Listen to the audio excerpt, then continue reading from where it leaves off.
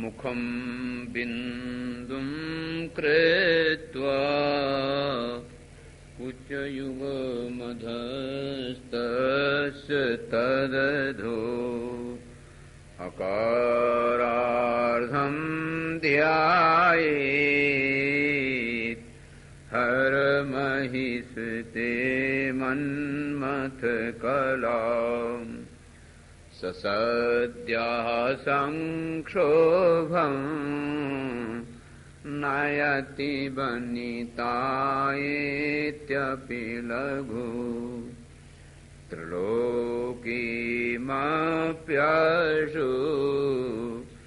भ्रमयति रवीन्द्रोस्तनयुगाम् जपो जल्पः शिल्पम् सकलमपि मुद्राविरचनम्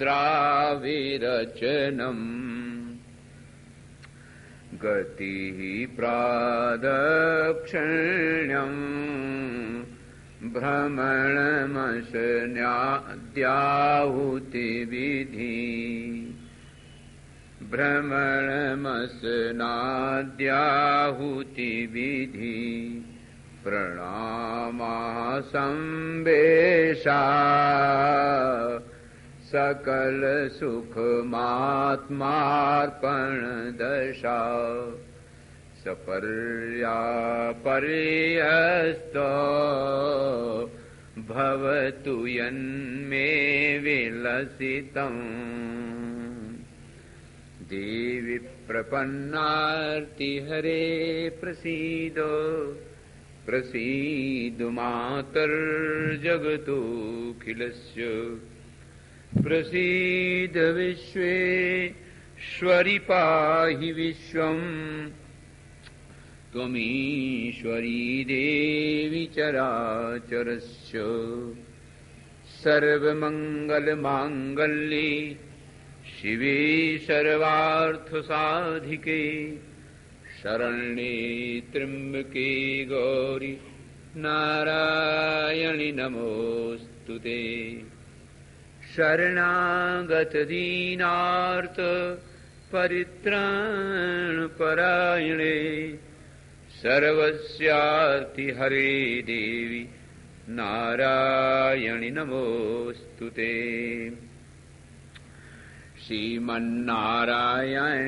नारायणे नारायणे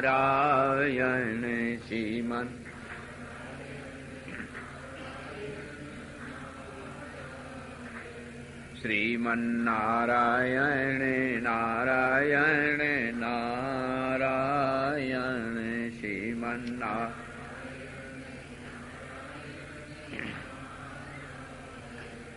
श्रीमन्नारायणे नारायणे नारायणे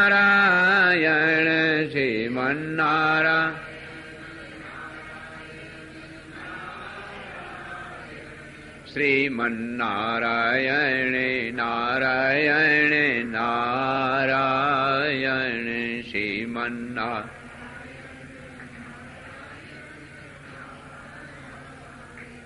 श्रीमन्नारायणे नारायणे नारायणे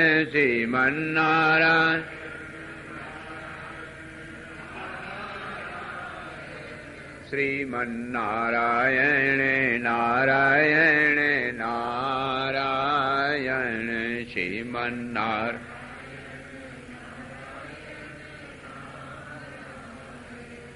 जनक सुता जग जननी जानकी जनक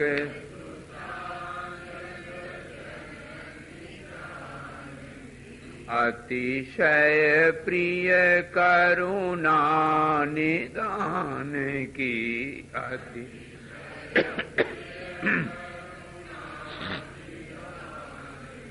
ताके जुग पद कमल मनावों ता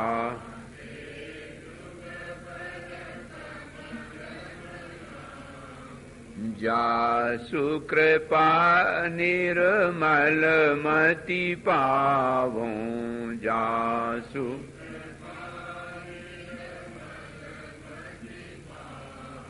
जासु कृपा निर्मल मति पावूं जा।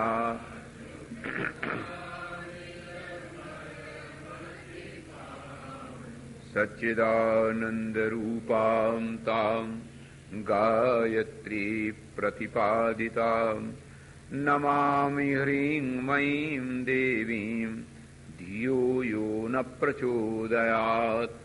नमो महद्भ्यः ब्राह्मणेभ्यो नमो नमः। परम प्रेमास्पद परमात्म स्वरूप, प्रातः आपने श्रवण किया कि सुरथ और समाधि, सुरथ क्षत्रिय हैं, समाधि वैश्य हैं, दोनों मिलकर के मेधा ऋषि के पास गए और अपना दुख सुनाया। मेरे जीवन में मोह मुझे दुखी कर रहा,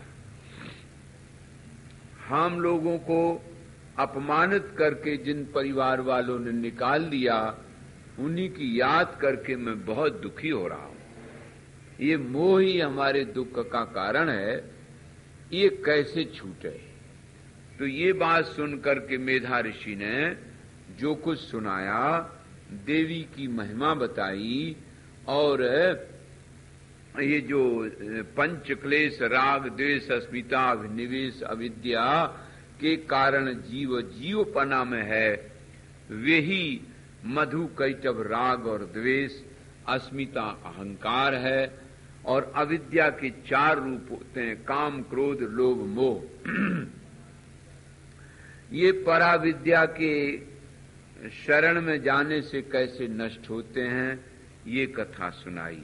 और अंत में कहने लगे कि देखो भाई, तुम लोग साधक हो। ये आपने थोड़ी वर्ण की भी बात सुनी, तो जैसे ब्राह्मण क्षत्रिय वैश्य शूद्र की व्यवस्था वेदों में है, ऐसे साधन में भी है। जो अभी अभी साधन में प्रवेश होने के लिए तैयार हो रहा है, वो वैश्य है। और जो अभी तैयार ही नहीं हुआ है, उसको अपने जीवन के लक्ष्य का पता ही नहीं है और भगवान की प्यारी प्यारी भक्ति के लिए अभी आरूढ़ नहीं हुआ है, उसका नाम यहां शूद्र होता है साधन पक्ष में। ब्रह्म सूत्र में एक सूत्र ही आया, शुचा अभिदुद्रवे शुचा द्रवति इति, जो बार बार शोक करता रहता है, भूत की चिंता और भविष्य के भय में रत रहता है, उसका नाम है शूद्र। और जो साधन श्रृंखला में प्रविष्ट हो चुका, गुरुदेव की शरण में पहुंच गया, साधन इकट्ठे कर लिए, साधन इकट्ठे कर लिए, उसका नाम होता है वैश्य। और जिसने उन साधनों को इकट्ठा ही नहीं, उनकी रक्षा भी कर रहा है, उसका नाम है क्षत्रिय। और जो साधन के द्वारा साध्य को प्राप्त कर लिया है, उसका नाम है ब्राह्मण। ब्रह्म विज्ञानम विज्ञापयति ब्राह्मणः त्रायते इति क्षत्रियः और विशति साधनासु इति वैश्यः। तो हमारे साधन पक्ष में भी ब्राह्मण क्षत्रिय वैश्य शूद्र का ये हिसाब है। तो वो जो समाधि नाम का वैश्य था और सुरत नाम का क्षत्रिय, इसलिए ये जो पात्र चुने गए वो 2 चुने गए। एक तो सुरथ राजा है, इसमें कोई संदेह नहीं कि वो राजा है। राजा माने जो राजते असौ राजा, जो अपने इंद्रियों का गुलाम न हो, इंद्रियों पर शासन कर सके। लेकिन भ्रमित हो गया बेचारा जीव। तो हर मनुष्य अपने साधन से राजा बन सकता है, राजा बनने में कोई बड़ी बात नहीं। साधन की निष्ठा हो और संकल्प दृढ़ हो तो इंद्रियां तो तुम्हारे द्वारा प्रकाशित हो रही हैं, तुम इंद्रियों के गुलाम क्यों बनोगे? और वैश्य ने अभी प्रवेश किया, इसलिए सूरत को पहले महाराज के पास पहुंचाया गया और फिर सूरत ही समाधि को ले आए महात्मा के पास। बड़ा सुंदर संकेत है। अर्थात तो समाहित चित्त होकर के जीवन एकाग्र चित्त होकर के ही साधना में बैठा जा सकता है। तो महात्मा ने कहा कि आश्चर्य मत करो, मोह की लीला बड़ी विलक्षण होती है। आप लोगों बड़े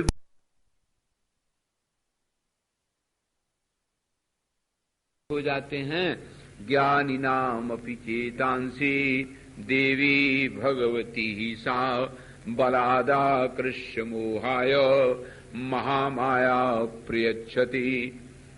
आपको मालूम है कि नहीं, अजी एक बार भगवान विष्णु श्वेत द्वीप में तप करने चले गए और महाराज बहुत दिन तक तप किया, तो वहां से उठ के जब आए, इधर ब्रह्मा जी भी एक जगह तप कर रहे थे, वो भी उठ के आए, तो रास्ता में मिल गए। उन्होंने कहा तुम कौन? उन्होंने कहा तुम कौन?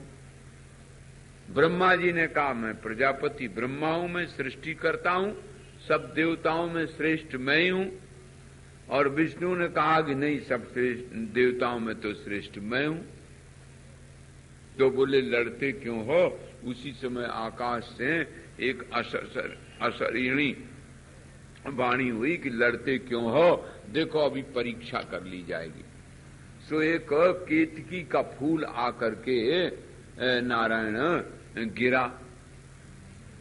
अब हुआ ये कि कैसे परीक्षा क्या करें, तो एक दिव्य ज्योतिर्लिंग प्रकट हो गया। अब दिव्य ज्योतिर्लिंग प्रकट हो गया तो आकाशवाणी ने कहा कि ये जो ज्योतिर्लिंग प्रकट हुआ ना, इसके मस्तक तक का पता लगा लो दोनों जने। तो जो पहले लगाया आएगा लौट के आ जाएगा, वो बड़ा माना जाएगा। और महाराज ब्रह्मा जी जल्दी जल्दी चले तो भगवान के मस्तक से जो केतकी का फूल था वो गिरा, ब्रह्मा जी ने उसको उठा लिया। बोले कौन दौड़ा फिरे, ये तो अंत पता यही बता देगी। केतकी को समझा दिया कि तुम ऐसा कह देना कि हाँ पता लगा लिया। विष्णु भगवान ने शंकर जी को नमस्कार किया कि प्रभु आप तो अनंत हैं, अनंत का अंत कैसे मिले? तब फिर अनंत ही न रह जाएगा, शांत हो जाएगा।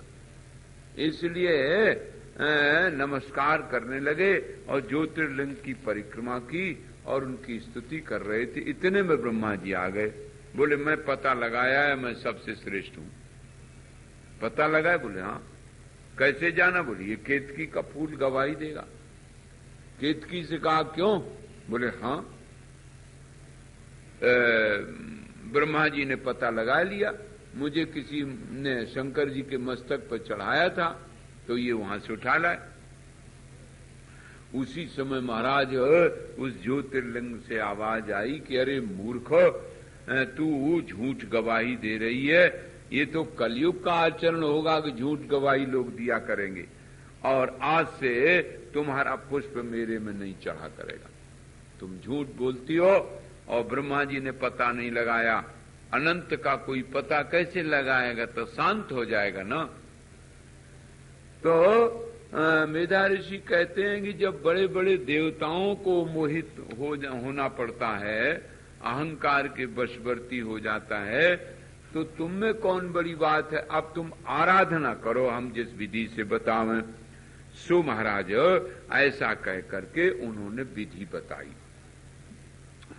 महामाया की आराधना की जो विधि है वो बहुत ही सरल है, इसमें ज्यादा कोई नारायण कठिनाई नहीं है। तो तुम इसी का करो। देखो प्रातः उठे ब्रह्म मुहूर्त पर, ये नहीं कि सूर्योदय आए और भी सोई रहे, और ब्रह्म मुहूर्त में उठ करके पहले ये नहीं कि जल्दी चारपाई से खट से नीचे कूद पड़े। थोड़ी देर वहीं बैठना चाहिए और थोड़ा ध्यान करो अपने इष्ट का। सगुण साकार वाले अपने प्रभु को हृदय कमल में, खिले हुए हृदय कमल में बिठाओ, सामने उनका मुखारविंद हो और नारायण उनका पैर के तलुओं से लेकर के एक एक अंग का दर्शन करो ध्यान में, उनकी मंद मुस्कान देखो और थोड़ा उनका जप भी करो। ओंठ अगर ना खुलें तो जप कभी भी हो सकता है, उसमें स्नान की जरूरत नहीं। और फिर पृथ्वी को प्रणाम करके नीचे आ जाओ। अगर आप तंत्र शास्त्र के हैं तो आधारे लिंगनाभि प्रकटित हृदय तालमूले ललाटे, आधार मूलाधार से लेकर के क्रमशः प्रत्येक चक्र का भेदन करके अमृतमयी कुंडलनी का जागरण करके और फिर वापस लाना, ये तंत्र शास्त्र का है, योग शास्त्र का। और यदि आप निर्गुण निर्विकार परमात्मा के उपासक हैं तो प्रातः स्मरामि हृदय संस्फुरदात्म तत्वम सच्चित सुखम परमहंस गतिम तुरीयम यत् स्वप्न जागृत सुसुप्तिमवैति नित्यम तद ब्रह्म निष्कलमहम न च भूत संघा। ऐसे ध्यान करो कि मैं ये भूत संग शरीर नहीं हूं, मैं देहेंद्रीय मन बुद्धि का प्रकाशक, जागृत स्वप्न सुसुप्ति और पांचों कोशों का प्रकाशक आत्मा चैतन्य हूं। ऐसा अभ्यास करो और फिर पृथ्वी को प्रणाम करके आए तो जल पीना चाहिए, रात्र का रखा हुआ जल पियो और फिर 4 आसन, फिर शौचो, फिर स्नान, इस तरह से निवृत्त होकर के कुछ आसन, सूर्य नमस्कार इत्यादि के 12 आसन है उनको कर लेना चाहिए।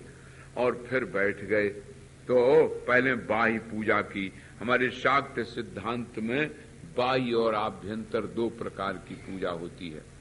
तो मातृका न्यासादि का पूजन करके शुद्धि से भूत शुद्धि, भूत शुद्धि का अर्थ होता है शांत होकर के बैठ गए और ये भावना करो कि ये जो पाप पुरुष है, जो हमने अशुभ कर्म किए हैं, उसका एक पुरुष बन गया है बाईं ओर।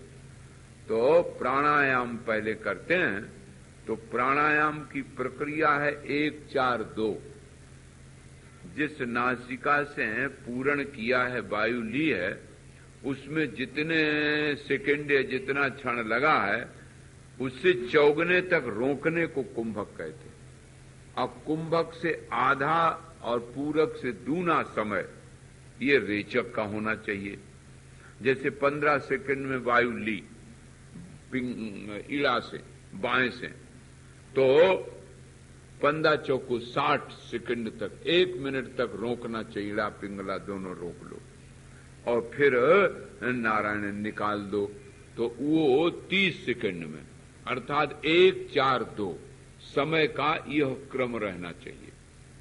और फिर भावना करो कि जोर से हवा चली, यम बीज करके जोर से हवा चली और वो पाप पुरुष सूख गया और फिर सूखने के बाद वो निकल गया। फिर बम बीज से अमृत रूप से सारा का सारा हमारा जो चक्र, मूलाधार, स्वादिष्ठान, मणिपुर, अनाहत, विशुद्ध, आज्ञा चक्र, शास्त्रार्थ तक सब अमृतायमान हो गया। प्रकाशमानां प्रथमे प्रयाणे प्रतिप्रयाणे पमृतायमानां अंतःपदव्यामनुसंचरन्ति आनंद रूपामबलां प्रपद्ये। उस आनंद स्वरूपिणी दिव्य कुंडलिनी का ध्यान नारायण किया जाता है। तो इसलिए इसको कहते हैं भूत शुद्धि। अब ये रंग बीज लेकर के जल को चारों तरफ खींच फेंक दिया तो उसमें फिर किसी प्रकार का भय नहीं रहता है।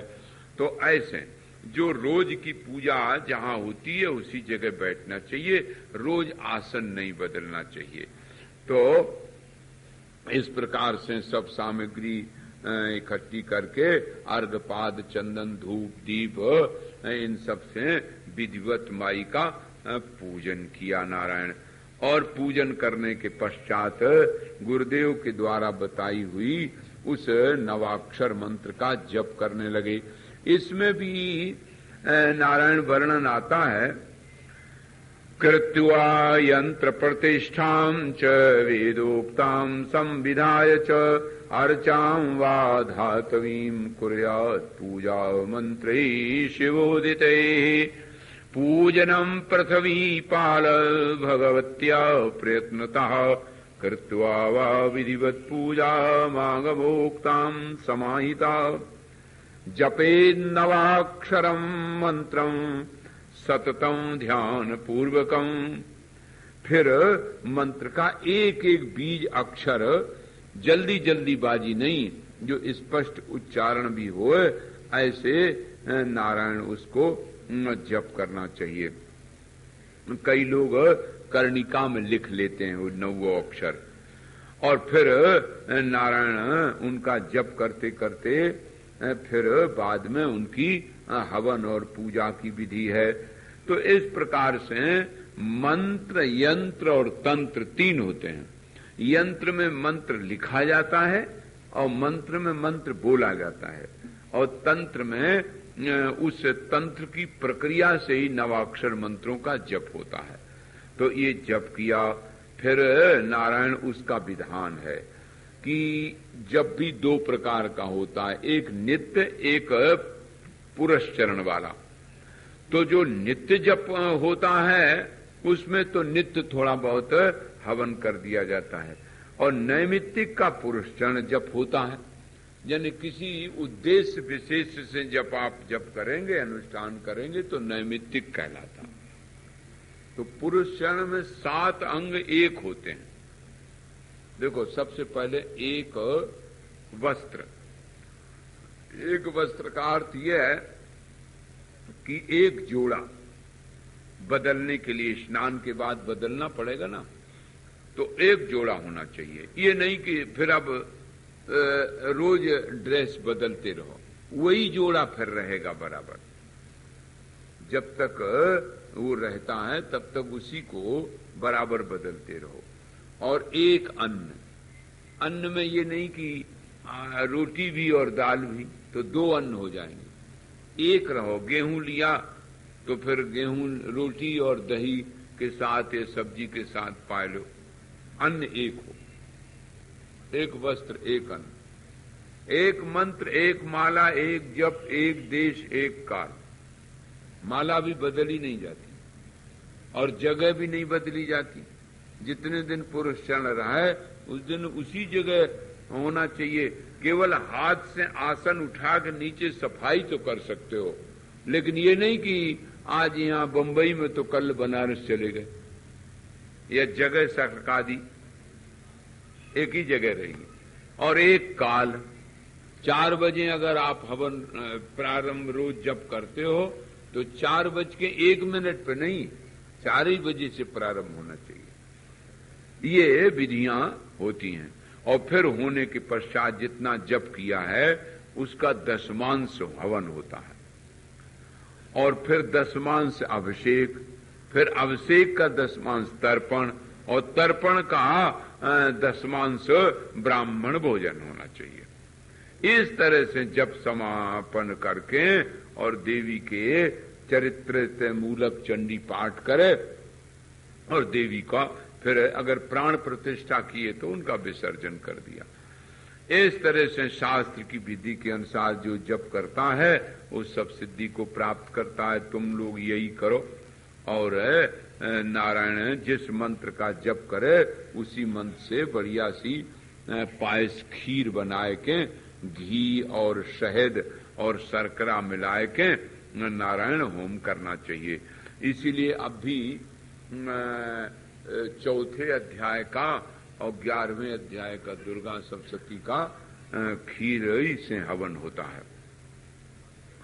अब नारायण बोले कि पवित्र बिल्व पत्र हो, लाल करवीर का फूल शक्कर से मिलाए करके तिल द्वारा होम करे, और रोज तिथि में ही पूजा की विधि से नारायण अष्टमी, नवमी और चतुर्दशी में देवी की पूजा करके ब्राह्मणों को भोजन करावे।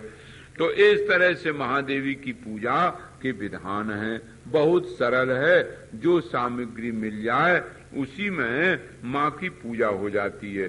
ये जरूरी नहीं है कि एक राजा हाथी का दान करे और एक गरीब आदमी बेचारा अगर बिल्वपत्र से ही पूजा कर लेता है तो दोनों की बराबरी एक ही रहेगी। नारायण इस नवरात्र व्रत से 9 दिन तक ये व्रत रहता है, सब कामना पूरी होती है। इसलिए तुम भी भाई ऐसा करो। ऐसे कह करके महाराज वे दोनों अपने मेधा ऋषि की आज्ञा पाए के और चल दिए। सो जाए के महाराज बैठ गए डट के। और पहले महीना में तो थोड़ा बहुत उन्होंने कुछ फलाहार लिया, लेकिन दूसरे महीना में बिल्कुल छोड़ दिया। तीसरे महीना में तो केवल पत्र ही खाने लगे। और फिर महाराज 1 वर्ष 2 वर्ष बीत गई।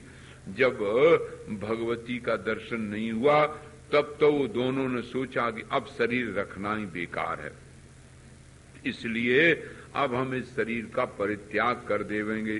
सो जलाई महाराज अग्नि, और अग्नि में जैसे ही अपने को काट के हवन करने लगे तैसे ही नारायण देवी प्रकट हो गई। बोले देखो तुमको हठ नहीं करना चाहिए, शरीर के त्याग देने से दुख दूर नहीं हो जाता है। शरीर तो प्रारब्ध से बना हुआ है, तो वो प्रारब्ध भोग नहीं होगा तो दूसरे शरीर से भोगना पड़ेगा, और आग्रह नहीं करना चाहिए। अच्छा ठीक है, अब तुमको क्या चाहिए? तो राजा ने तो कहा कि हमको राज्य चाहिए। सूरत ने कहा तो कहा कि तुम यहाँ से जाओगे तो मंत्री लोग तुम्हारा बड़ा आदर करेंगे, शत्रु तुमसे परास्त हो गए, तुम्हें राज्य मिल जाएगा, और बाद में सावर्णी बहुता मनु, और फिर तुम सावर्णी मनु हो जाओगे। और वैश्य से जब कहा तो महाराज वो तो बड़ा प्रसन्न हुआ और कहा कि हे भगवती आपने हमें दर्शन दिया है, इससे बढ़कर के और क्या हो सकता है। इसलिए मैं तो वैश्यस्ताम उवाच इदं कृतांजलि पुटश्रुचि न मे गृहेण कार्यम वै न पुत्रेण धनेन वै। वैश्य ने कहा कि हे महामाया, अब हमें घर से कोई प्रयोजन नहीं रहा है। सर्वं बंधकरम माता स्वप्नवत नश्वरम स्फुटम। ये सारा संसार नश्वर है, स्वप्न की तरह है, इसलिए अब हमें इसमें मोह ना होवे। हमें तो कृपा करके ऐसा दिव्य विज्ञान दो जिससे हमारी मुक्ति मिल जाए।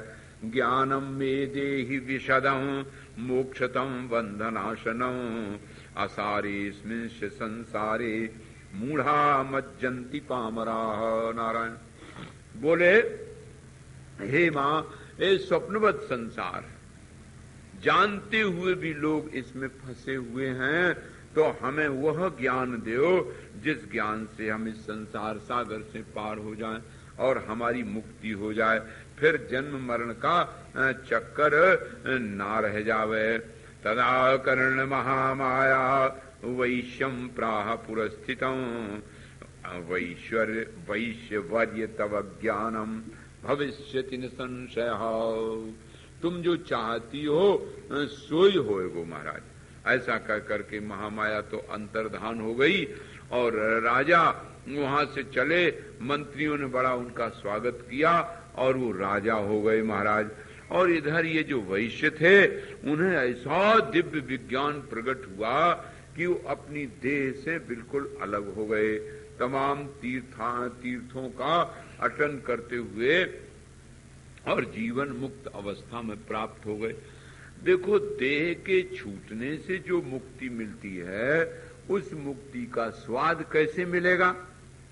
इसलिए देह रहते रहते जब यह ज्ञान हो जाए कि मेरा स्वरूप ही नित्य शुद्ध बुद्ध अखंड अद्वय परिच्छिन्न आत्मा ब्रह्म है, तो इसी का नाम मुक्ति है। मुक्ति देह छोड़ने पर नहीं होती है, अभी अभी यही वर्तमान में आप अपने को आत्मा रूप से पहचान लें। अपरिच्छिन्न ब्रह्म आत्मा का स्वरूप है, ये बात पहचान लें। स्वयं प्रकाश आत्मा प्रपंच के अधिष्ठान से एक हो जाए। फिर ये जो शरीर रहेगा ना, ये प्रारब्ध के अनुसार चलता रहेगा। प्रारब्ध जैसा भोजन, जैसा वस्त्र, जैसा अटन आना जाना, उसके अनुसार चलता रहेगा और उसके प्रति चिंता नहीं रहती है महापुरुषों को, और उसके प्रति कोई प्रयत्न नहीं होता है। वो तो प्रारब्धानुसार अपने आप, कोई तो विरक्त बन के जंगल में घूमता है और कोई राजा बन जाता है। इसलिए एक बार दिव्य विज्ञान हो जाना चाहिए। आपने पहले ही स्कंद में सुना था, महाराज जनक देखो राजा कैसे निष्प्रिय होकर के राज्य करते हैं, उन्हें किसी प्रकार की कोई आसक्ति नहीं है। सुखदेव जी जाके वहीं पढ़े थे। तो ऐसे आपकी बुद्धि की बात है, आप जैसे रहना चाहें वैसे रह सकते हैं। रहनी में किसी प्रकार का कोई नारायण निषेध नहीं है। नारायण बोलो दुर्गा मैया की। तो इस प्रकार से नारायण वर्णन किया मेधा ऋषि ने कि देखो महामाया की आराधना के बल से नारायण वे दोनों अपने अपने अभिलषित वर को प्राप्त कर लिए। यही कृपा परा विद्या की होती है।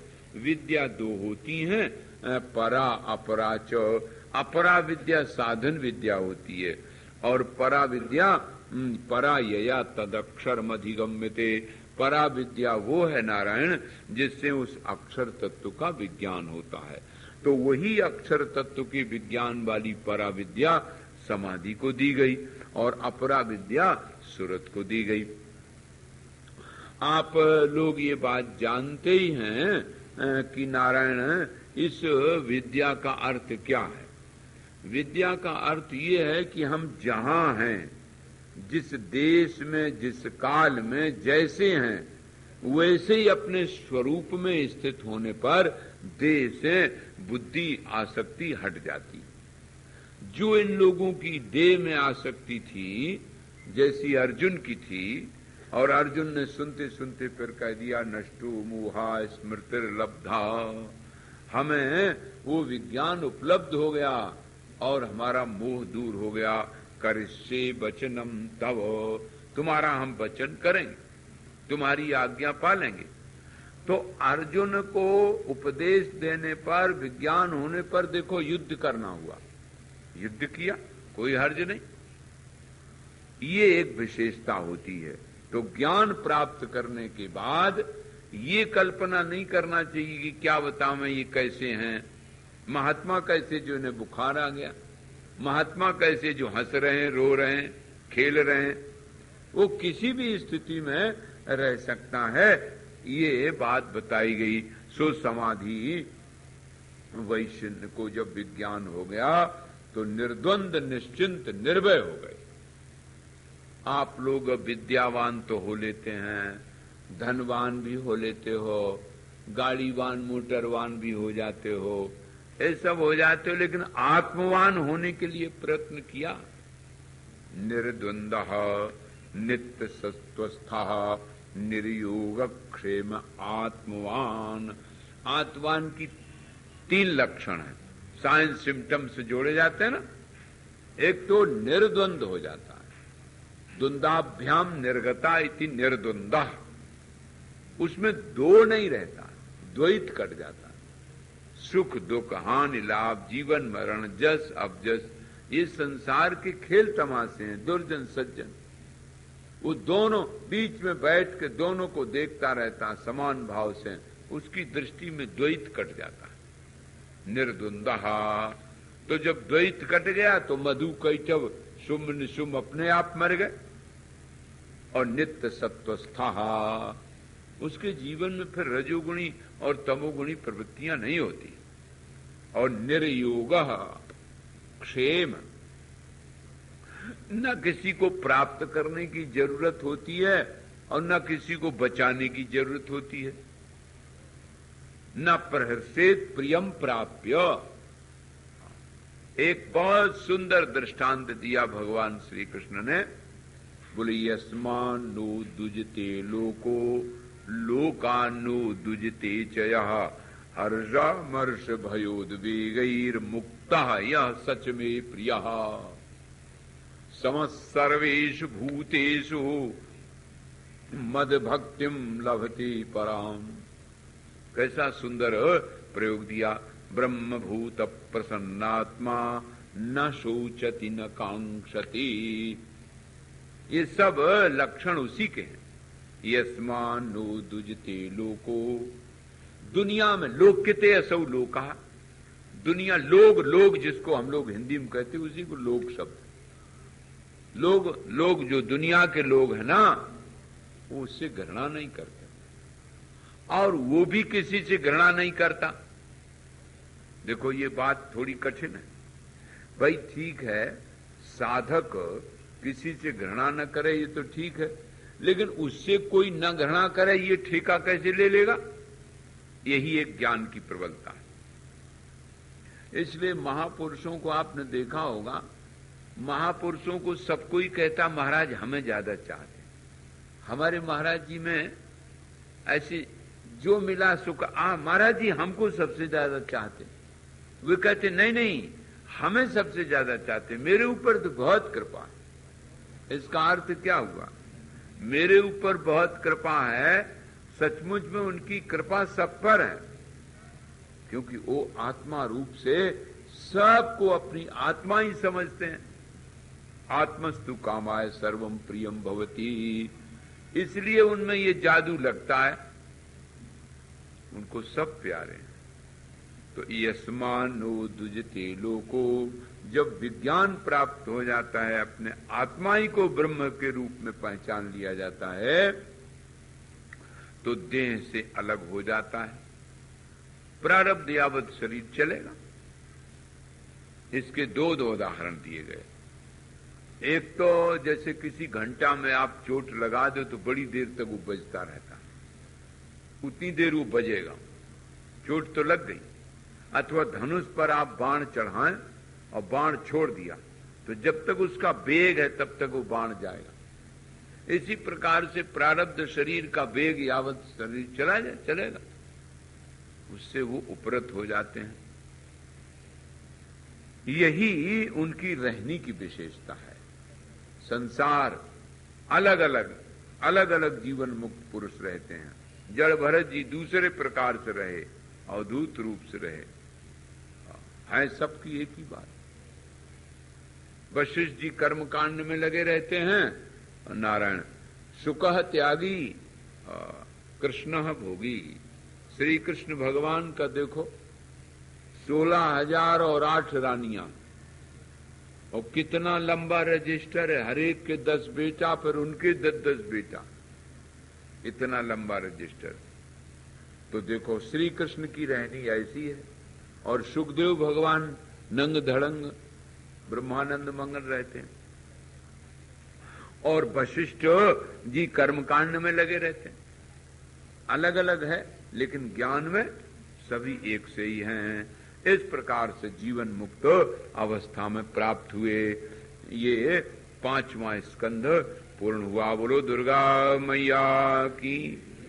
श्री कृष्ण गोविंद हरे मुरारे, श्री कृष्ण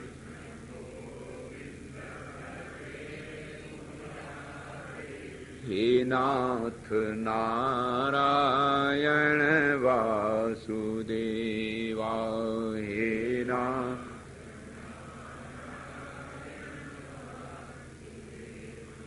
अब ये 6वां स्कंद प्रारंभ होता है। क्रम वही है। शोक को निवृत्त करने के लिए पहला स्कंद, और जिस माध्यम से शोक होता है उसके लिए दूसरा बताया गया, और तीसरे में सर्ग और विसर्ग की प्रक्रिया देकर के बताया कि जितना भी प्रपंच आपको दिखाई दे रहा है, इस सब का सब प्रपंच का मूल कारण परमात्मा ही है। ये प्रपंच तो इसमें उदय और विलय होता हुआ सा दिखाई देता है। अद्वितीय ब्रह्म एक ही है, दृष्टाई दृश्य रूप में दिखाई दे रहा है। विश्वम दर्पण दृश्यमान नगरी तुल्यम निजांतर्गतम पश्यन्नात्मनि माया वैरिवोत भूतम यथा निद्रया यह साक्षात् कुरुते प्रबोध समये स्वात्मानमेवाद्वयम् तस्मै श्री गुरुमूर्तये नमः इदं श्री दक्षिणामूर्तये। ये सारा संसार दर्पण में प्रतिबिंब की तरह प्रतीत हो रहा है आत्मा में। इसकी सिद्धि करने के लिए आपको तीसरा चौथा बताया गया। पांचवें स्कंद में बताए कि वह दिव्य अपना आत्म स्वरूप प्रकट क्यों नहीं होता, तो उसके लिए बताया कि जब तक विकार शांत नहीं हो जाते तब तक वो आत्म स्वरूप अपना उपलब्ध नहीं होता।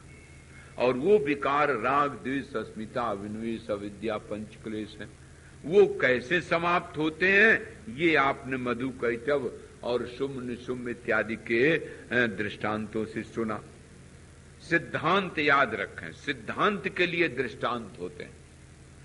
अब आगे बताते हैं कि ये जो राग द्वेष अस्मिता अभिनिवेश अविद्या के काम क्रोध लोभ मोह नष्ट हो जाने से प्रज्ञान की उपलब्धि होती है, ये बात उपनिषद में भी है।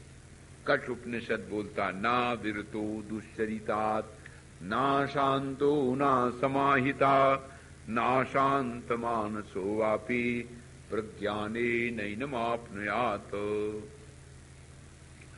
जब तक कामादिक विकार नष्ट नहीं हो जाते, मन शांत नहीं हो जाता, तब तक आत्मा की उपलब्धि नहीं होती है। अपना स्वरूप ही है लेकिन फिर भी बोध नहीं होता। जिसको ये पता नहीं है कि मैं आत्मा हूं, वो भी आत्मा ही है, वो देह नहीं है, लेकिन वो न जानने के कारण बेचारा दुखी होता है।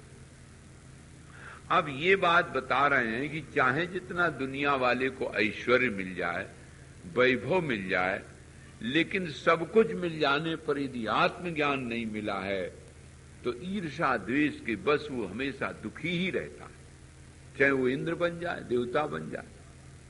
इसलिए महाराज जन्मेजय ने प्रश्न किया और इधर ऋषियों ने प्रश्न किया। सूत सूत महाभाग मिष्टम ते वचनामृतम न तृप्ता स्मो वयम पीत्वा द्वैपायन कृतम शुभम। महात्मा ऋषि कहते हैं सूत जी से, महाराज अमृतमयी ये दिव्य कथा आप जो सुना रहे हैं, पीते जाते हैं, कान से पीते जाते हैं, हम तृप्त नहीं हो रहे हैं। हमने सुना कि कोई वृत्रासुर नाम का बड़ा वीर हुआ, उसने देवताओं को परास्त कर दिया, फिर भगवान ने उसका कैसे संहार कराया। दूसरी बात हमको ये लगती है कि भगवान तो विष्णु सबके हैं, तो देवताओं की सहायता करते हैं और दैत्यों को मारते हैं, तो क्या ये पक्षपात नहीं है क्या? सो हमें महाराज बताओ आगे की कथा। इस प्रकार से पूछने पर उन्होंने कहा कि जो तुमने पूछा वही जन्मेजय ने व्यास जी से पूछा था। तुम बहुत अच्छा प्रश्न करते हो और तुम्हारी रुचि तुम्हारे पिता के समान ही कथा में है। तो देखो, मैं आपको ये बता रहा हूं कि पहली बात तो ये है कि ये जो संसार है इसमें मोह हो जाना कोई बड़ी बात नहीं है, और इसमें भोग के लिए जो आकर्षण होता है वो भी कोई बड़ी बात नहीं है। भोगों में स्वाभाविक आकर्षण है ही, मिठास है ही है उसमें। एक बड़ा सुंदर आख्यान आया रामायण में कि लक्ष्मण जी बड़े रोष में चले। जो भगवान राम ने कहा ना, सुग्रीवहु सुधि मोरी विसारी पावा राज कोसपुर नारी। भगवान ने कहा कि देखो, सुग्रीव ने हमारी याद भुला दी। जीव मात्र की यही दशा है नारायण। जब उसको राज घर द्वार परिवार मिल गया, कोश अन्नमय, प्राणमय, मनोमय, विज्ञानमय, आनंदमय कोश मिल गए, इतना सुंदर शरीर मिल गया, जिसकी बदौलत मिल गया उसी को भुला दिया। तो ये तो मनुष्य की, जीव की एक सामान्य बात है। भगवान ने ऐसे ही कहा और लक्ष्मण से कहा कि जब जीव हमसे विमुख हो जाता है, कृतघ्न हो जाता है, हमसे जो कुछ प्राप्त किया है और उसी को भूल जाता है, तब तो लक्ष्मण ने कहा तो फिर क्या करें, उसको मारे पीटे? बोले ना ना ना, एक उपाय है बढ़िया। वो क्या? बोले एक उपाय है, जब जीव हमसे चलने लगा तो मैं समझ रहा था कि भूल जाएगा, तो मैंने एक पुरिया उसकी जेब में डाल दी। वो क्या है? बोले भय और आपत्ति। जो मिला है वो छूट जाएगा, इसका भय है, और जो अभी नहीं मिला वो कैसे मिले, कैसे मिले, कैसे मिले, कैसे मिले। तो ये जो भय और आपत्ति और दुख है ना, ये हमको याद कराता है। अगर दुनिया में जीव को कभी दुख, आपत्ति, भय ना आवे तो कभी हमारी यादें न करे, हमारी तरफ आवे ही ना। दुखों से अगर चोट खाए न होते, दुखों से अगर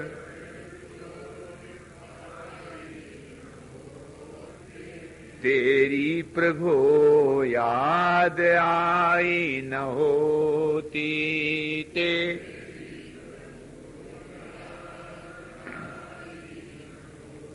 तो तुम ले आओ, उनको भय दिखाए।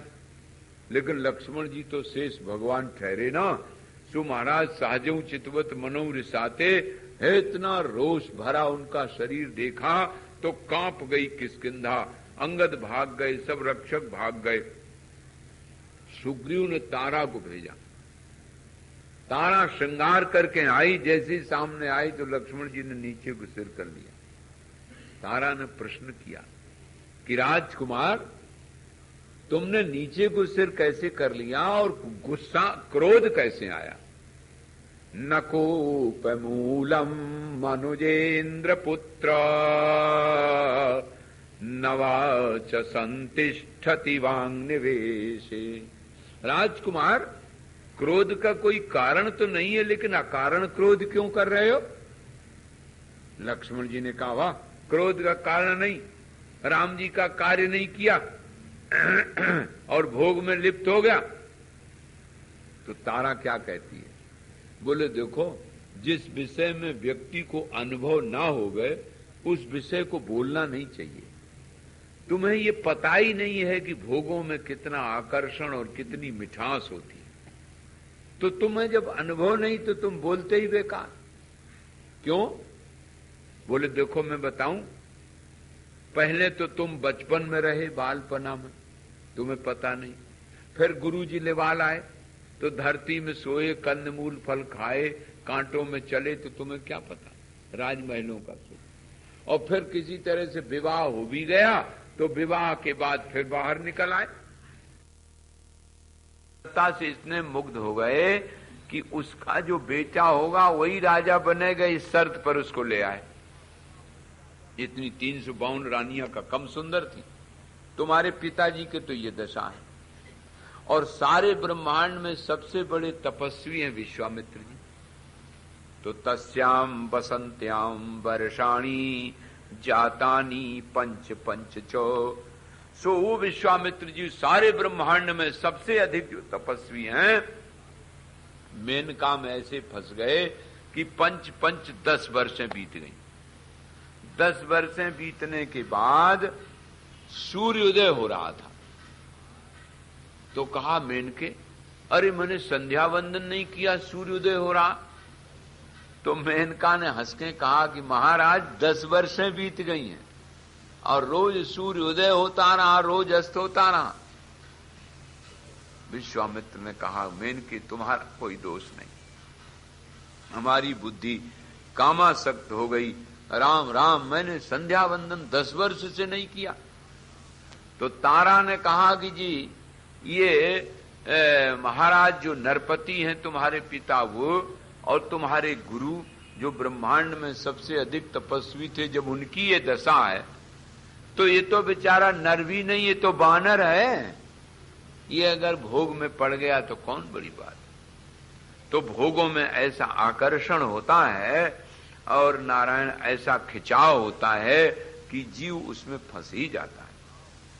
वैभव और ऐश्वर्य में युक्त होने से जीव अपने को संवार नहीं सकता और योगक्षेम अर्थात तो जो मिला है वो बचा रहा है, अब छूटने न पावे, और जो नहीं मिला सो और हम ही को मिल जाए, दूसरे को न मिले। इस प्रवृत्ति का नाम इंद्र होता है। जो रूप, विद्या, धन, अधिकार चारों को प्राप्त कर लेता है उसका नाम है इंद्र। इसलिए मनुजेंद्र बोल देते हैं। वैभव और ऐश्वर्य जिनके पास बहुत है, अरबों खरबों संपत्ति है, कोई कमी नहीं है, पुत्र पौत्र से युक्त हैं, पुण्यों के फल से उनको मिल गया। ये पुण्यों के फल से ये सब मिल जाता है। वैभव कोई बड़ी बात नहीं है। भौतिक सामग्री तो तुम्हारे पुण्यों के वैभव से मिल जाती है। तो ओ इसमें तुम्हें आश्चर्य नहीं करना चाहिए, ये संसार ऐसे ही है। देखो हम तुमको एक दृष्टांत सुनाएं कि वैभव और ऐश्वर्यवान व्यक्ति व्यामोहित होकर के अपनी गद्दी या अपनी कुर्सी बचाने की वजह से जघन्य से जघन्य अपराध कर जाता है और ये भूल जाता है कि जिन पुण्यों की बदौलत हम यहाँ आ पाए, हमें रूप विद्या धन अधिकार मिला, वो सब समाप्त हो जाएगा, ये बात भूल जाता है। उदाहरण देते हैं कि एक बार विश्वकर्मा जो देवताओं में शिल्पी कहे जाते हैं, वे बहुत अच्छे कारीगर हैं ना, तो उन्होंने एक पुत्र पैदा किया, उसका नाम है विश्वरूप। तो विश्वरूप पुत्र को पैदा किया, बड़ा सुंदर, बड़ा तपस्वी और बड़ा शीलवान, और कहा कि पिताजी हमारा मन तो तप के लिए है। बोले जाओ बेटा तप करो जा। सो विश्वरूप जी जाके तप करने लगे। श्रीमद् भागवत में ये जो कथा आई है वो इस प्रकार है कि इन्होंने आचार्य का अपमान कर दिया। इंद्र बैठे थे सिंहासन पर, गुरुदेव आए, आचार्य भगवान बृहस्पति जी, और तबला बज रहा था, संगीत हो रहा था, कौन आचार्य को इस समय देखे, तो बृहस्पति जी वापस लौट गए। तो अपमान के कारण इनकी राजलक्ष्मी समाप्त हो गई। तो ब्रह्मा जी से कहा, तो ब्रह्मा जी ने कहा कि आचार्य के अपमान के कारण ऐसा हुआ है। आप लोग ज्ञानेश्वरी टीका देखें जरा, उसमें 13वें अध्याय में जो आचार्योपासनम शब्द आया है, बहुत सुंदर ढंग से लिखा। तो नारायण तुम आचार्य की आराधना करो। तो त्वष्टा के पुत्र विश्वरूप का वर्ण कर लाए और उनकी आराधना करी, वही ये विश्वरूप है त्वष्टा। उसमें कथा ये आई। और फिर यज्ञ जब करने लगे, संपत्ति तो मिल गई नारायण कवच के द्वारा, लेकिन यज्ञ करने लगे तो वो थोड़ा, उनके नाना दैत्य हैं इसलिए उधर भी दे देने लगे, तो उन्होंने तीनों सिर काट दिए।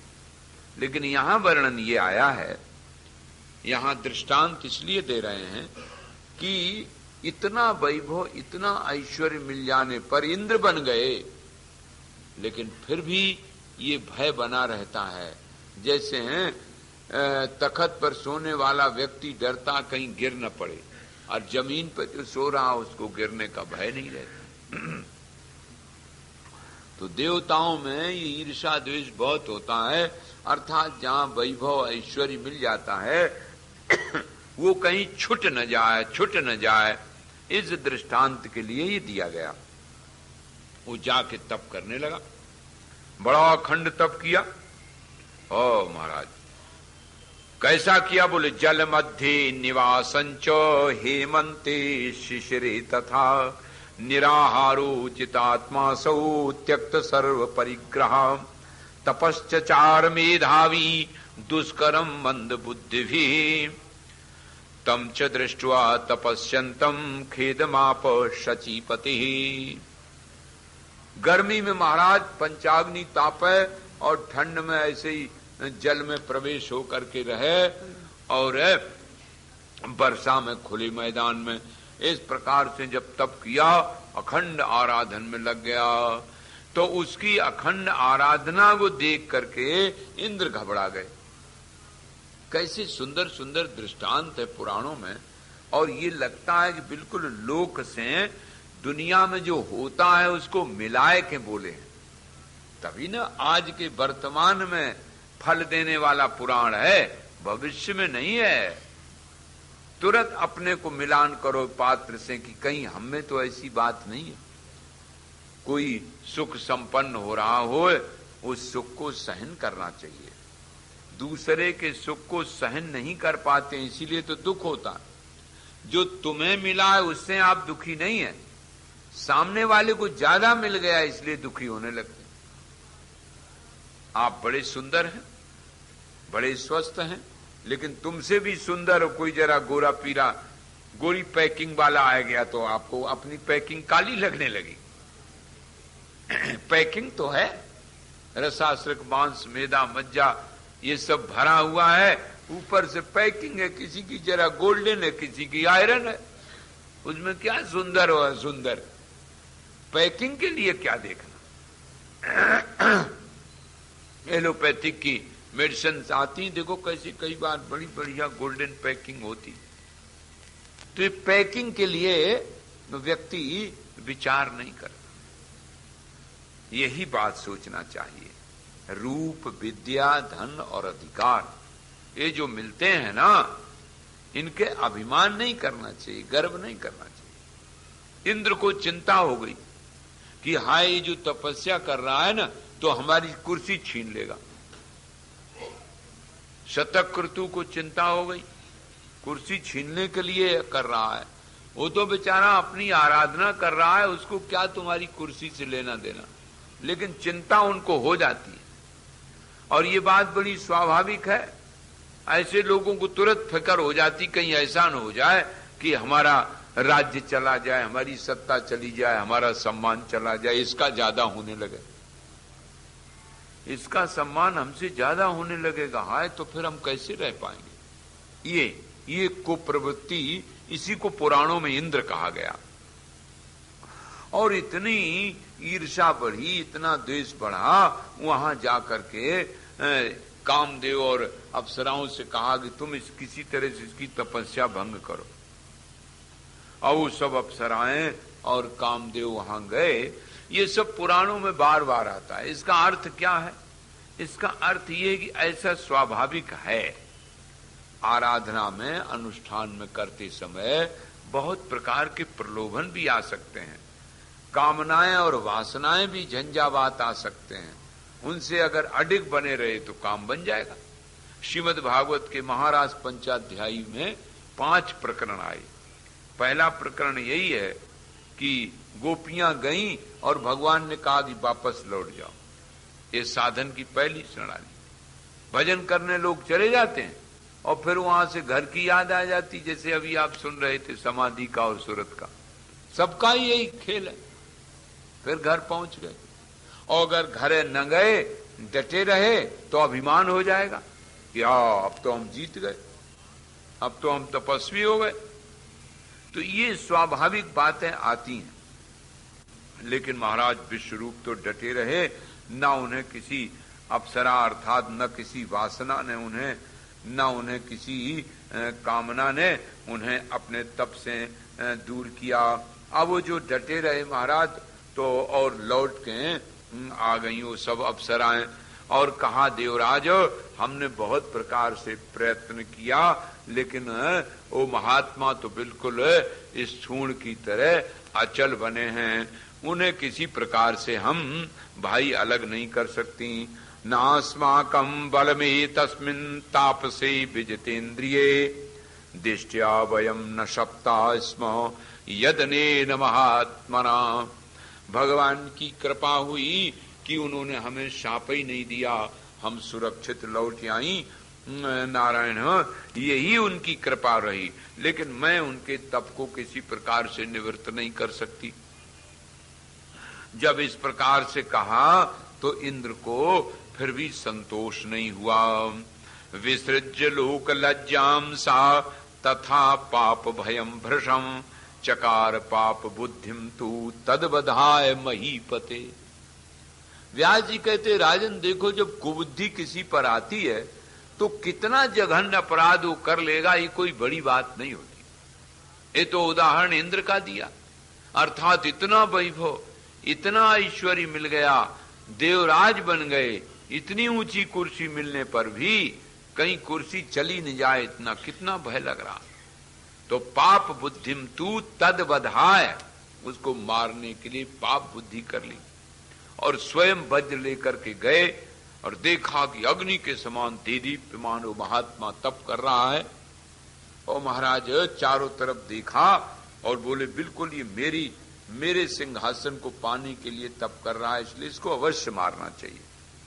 अब बैठा था महाराज तपस्या में और इति विचिंत पविम परमायुधम प्रतिमुमोच मुनिम तपस्या स्थितम, तपस्या में स्थित हुए महात्मा को अपना विशाल वज्र चला दिया। जैसे ही वो चला महाराज, तैसे उसके 3 सिर थे, शशि दिवाकर सन्निभम माशुगम त्रिशरसम सुर संघपति स्वयं। तीनों सिर नारायण वो जैसे ही मिला, वज्र गिरा, तैसे उनमें से प्राण वायु निकली और महाराज वो गिर पड़ा धरती में। तीनों सिर ऐसे गिर पड़े, लेकिन प्राण भी चले गए। इंद्र थोड़ी दूर गया और वापस आया, बड़ा प्रसन्न, देखा कि वो तो शरीर ज्यों का त्यों देदीप्यमान तेजवान और तेजवान हो गया। तो हमें ऐसा लग रहा कि अभी मरा नहीं है, फिर जिंदा हो जाएगा, इसलिए इसके सिर धड़ से अलग होना चाहिए। बड़ी चिंता में पड़े थे, तब तक एक तक्षा आ गया, बढ़ई जो अपनी कुल्हाड़ी रखते हैं ना, लकड़ी काटते रहते हैं, उनको तक्षक बोलते, उसी से तक्षक बना, काल व्याल के समान होता। उससे कहा कि हे तक्षो, ऐसा करो तुम इसके तीनों सिर अपनी कुल्हाड़ी से अलग काट दो।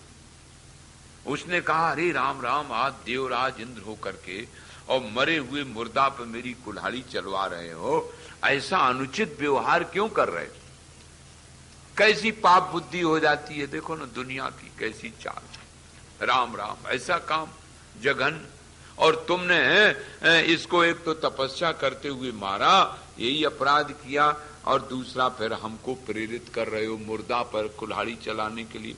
मेरी कुल्हाड़ी इनको नहीं काट सकती, राम राम, ऐसे कह करके इंद्र ने कहा कि ना भैया देखो, हम तुमको यज्ञ में भाग दिला दिया करेंगे, तो तुम्हें आज से जब कोई यज्ञ होगा ना तो भाग मिलेगा, इसलिए तुम इसके सिर अलग कर दो। देखो लोभ कैसी बात होती, यही पुराणों में सिखाया जाता है। और ये आप कह तो ये रहे होंगे, अरे राम राम राम, इंद्र ऐसा जघन्य काम करने लगा। और हम बार बार ये कहते हैं कि जो पात्रों के नाम है उन पर आलोचना करो, अपना जोड़ो। तुम भी लोग क्या नहीं कर सकते। नौकर धन और रुपया के पीछे अपने स्वामी का कत्ल कर देता है, पत्नी अपने स्वार्थ के लिए पति को मरवा देती है, भाई भाई को मरवा देता है, संपत्ति के लिए न सुग्रीव ने बाली को मरवाया, और क्या था, ये कौन बड़ी बात है। और आजकल कोई कम बात है क्या? भाई भाई में मुकदमा चलता है, एक दूसरे भाई को जानी दुश्मन मारने के लिए तैयार हो जाता। तो पुराण तो हमारे समाज को वर्तमान में रहने की कला सिखाते हैं। इंद्र ने जघन्य अपराध किया, इंद्र की आलोचना न करने लगना, ये सोचना कि देखो व्यक्ति ईर्ष्या के बस होकर के अपनी संपत्ति छूट न जाए इस भय से क्या क्या अपराध करता।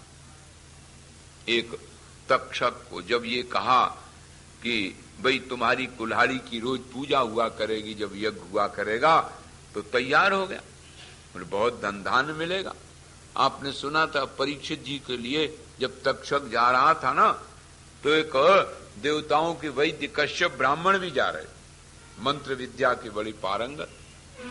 उनको मणि दे दी, बोले जो मणि ले जाओ, तुम अपना काम करो, तुम्हें क्या लेना देना। मणि लेके चल दिए। तो ये दृष्टांत ये बताते हैं कि जीवन में हमारे ऊपर ऐसी घटनाएं आती हैं, लोभ ऐसा प्रबल है, मोह ऐसा प्रबल है, काम क्रोध ऐसा प्रबल है, इनसे हमें नारायण बहुत सतर्क रहना चाहिए। ये बात समझना चाहिए, ये नहीं कि इंद्र ने ऐसा कर दिया। जब लालच दिया महाराज तो उसने अपनी कुल्हाड़ी ली और तीनों सिर अलग कर दिए, खटखट। अब नारायण तीनों मस्तक कट के धरती में गिर पड़े। छिन्नानि त्रीणि शीर्षाणि पतितानि यदा भुवि तेभ्यस्तु पक्षिणा क्षिप्रं विनिस्पेतु सहस्त्रशः। 3 सिर थे।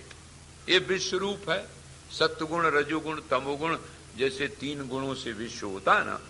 तो एक से वो अमृत पान करता था और एक से मदरा पीता था और एक से अन्न खाता था। तो तीनों सिरों में से महाराज पक्षी निकलने लगे, हजारों हजारों पक्षी। इंद्र ने देखा कि ये तीनों सिर धड़ से अलग हो गए, अब कोई हमें भय नहीं है, तो वो तो अपने घर चले गए और देखा कि कलविंकक, तित्तर और कपिंजल 3 प्रकार के तीनों मुखों से अलग अलग हजारों पक्षी झड़झड़ झड़झड़ निकलने लगे। अब उनको देख करके नारायण इंद्र बड़े प्रसन्न हुए और अपने स्थान को चले गए। तक्ष भी चला गया। लेकिन महाराज कुछ दिन बाद जब विश्वकर्मा ने ये जाना कि अरे राम राम, हमारा बेटा तो तपस्या कर रहा था, किसी से कोई मतलब नहीं, कोई ईर्ष्या नहीं, कोई द्वेष नहीं, किसी से कुछ चाह नहीं थी, और तपस्या करते हुए इंद्र ने उसको मार डाला है, तो बड़ा रोष आया, बड़ा क्रोध आया। वहां भागवत में वर्णन आया है कि त्वष्टा के पुत्र थे विश्वरूप, सो नारायण, फिर उनको बड़ा रोष आया और उन्होंने एक यज्ञ किया। उस यज्ञ में पंडित लोग स्वर भूल गए। होना चाहिए था अंतोदात्त तत्पुरुष समास इंद्र शत्रु में, और हो गया आदि उदात्त बहुब्री। प्रकृत्या बहुब्रीयो पूर्व पदम, एक पाणिनि व्याकरण में सुर प्रक्रिया में ये सूत्र है नारायण।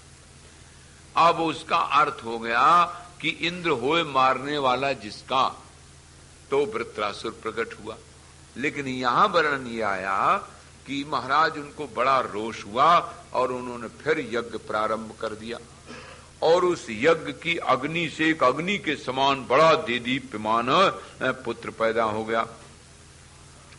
प्रादुर्बभूव तरसा पुरुषा पावको मवः तम दृष्ट्वाग्रे सुतम त्वष्टा तेजो बल समन्वितम।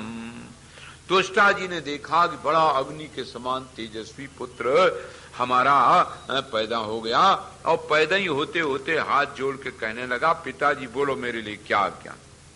इंद्र शत्रो विवर्धस्व प्रतापात् तपसो मम। ए बेटा, तुम ऐसा करो, तुम देखो हमारे निरपराध पुत्र को मार दिया है इंद्र ने, इसलिए पहले तुम तपस्या करो और तपस्या करके वो शक्ति प्राप्त करो जिससे ये इंद्र को मार देवो। जाता सपर्वताकारा काल मृत्यु समः स्वराट किं करोमीति तम प्राह पितरम परमातुरम कुरुमे नामकम नाथ कार्यम कथय सुब्रत चिंतातुरोसि कस्मात् त्वं ब्रूहि मे शोक कारणम। उसने कहा कि पिताजी आप चिंता न करें, हम जो चाहोगे सो कहेंगे, आप बोलो, कहो इंद्र को मार दें और जिसको बताओ उसको हम यमराज को ही कहो पकड़ के ले आवें। सो जब इस प्रकार से कहा तो तुष्टा ने कहा कि बेटा ये बात ठीक है, असल में तुम हमारी ब्रजन माने आपत्ति संकट को दूर करने वाले हो, इसलिए तुम्हारा नाम वृत्र रखेंगे। यस्मात् शक्तुषि पुत्रक तस्मात् वृत्त इति ख्यातम तव नाम भविष्यति, तुम्हारा वृत्र नाम होगा। ब्रजन वेदों में इसका वर्णन है, कोयम वृत्रः, बोले मेघ इति नैरुक्ता। निरुक्तकार ने कहा कि वृत्त माने मेघ, नारायण। जो हमारी आंखों के सामने बादल आ जाते हैं ना, तो सूर्य का दर्शन करने नहीं देते। इतने बड़े विशाल सूर्य को बादल भला क्या ढांकेंगे, हमारी आंखों को ही ढांक लेते हैं। इसी का नाम अविद्या है, इसी का नाम आवरण है, इसी का नाम वृत्र है। हमारे सामने आवरण आ जाता है तो हमें वह आत्मस्वरूप का ढक्कन लग जाता, दिखता नहीं है, अनुभव में नहीं आता है। इसीलिए इसका नाम नारायण वृत्र है। अब उससे कहा कि बेटा तुम्हारा नाम वृत्र होगा और तुम जा करके तीन तस्य च शीर्षाणि यवन वीर्याणि च, तुमने अभी देखा ना कि ये हमारे तुम्हारे भाई को मार देने वाला जो इंद्र है वो कितना दुष्ट है, इसलिए तुम जाकर के इसका बदला लो, बस यही है।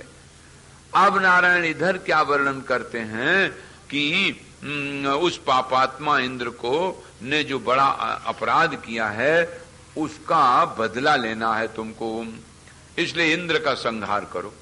महाराज पुत्र शोक से व्याकुल विश्वकर्मा ने जब इस तरह से कहा और धनुष बाण परिग पट्टे सुदर्शन सब लेके हजारों अरे वाला वो दिव्य चक्र और अक्षय तूणीर ये सब दृढ़वायु के समान वेगवान वह नारायण सब अस्त्र शस्त्र आयुध अपने बेटे को दे दिए।